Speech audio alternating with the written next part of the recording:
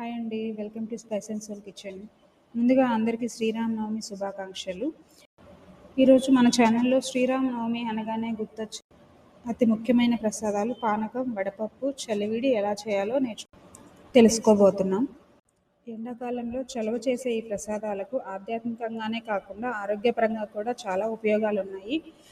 మరి ఆలస్యం చేయకుండా ప్రాసెస్లోకి వెళ్దాం. వడపప్పు కోసం ఒక కప్పు పెసరపప్పు తీసుకొని బాగా కడుక్కొని నానబెట్టుకుందాం. ముందుగా నానబెట్టుకోవడం వల్ల మనం మిగతా ప్రసాదాలు చేసేలోపు పప్పు నానుతుంది. పచ్చి చలివిడి కోసం ఒక కప్పు బియ్యం పిండి, పావు కప్పు బెల్లం తీసుకొని మిక్సీ జార్లో వేసుకోవాలి. రెండు కలిపి బాగా మిక్సీ వేసుకోవాలి. తర్వాత 2 యాలకులు వేసుకొని మళ్ళీ మిక్సీ పట్టుకోవాలి.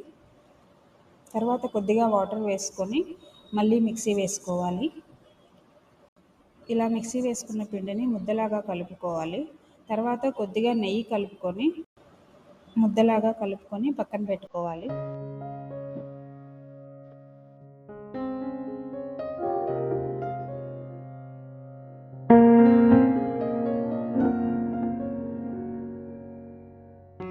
ఇప్పుడు పానకం కోసం ఒక గిన్నెలో కప్పు నీళ్ళు తీసుకొని పావు కప్పు బెల్లం వేసుకోవాలి.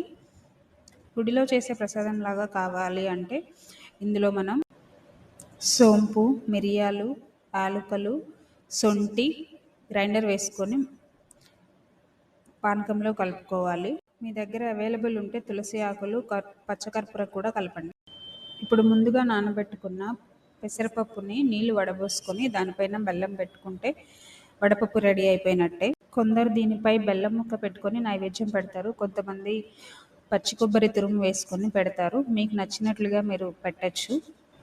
చూసారుగా, ఎంతో భక్తితో సులభంగా తయారు చేసుకునే శ్రీరామనవమి ప్రసాదాలు. మీరు కూడా తప్పకుండా ఈ పద్ధతిలో ప్రయత్నించి స్వామివారికి ప్రసాదం నైవేద్యం సమర్పించండి.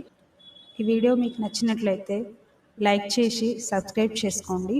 మీ ఫ్రెండ్స్ అండ్ ఫ్యామిలీ మెంబర్స్కి షేర్ చేయండి. Thank you for watching. జై శ్రీరామ్. అందరికీ శ్రీరామనవమి శుభాకాంక్షలు.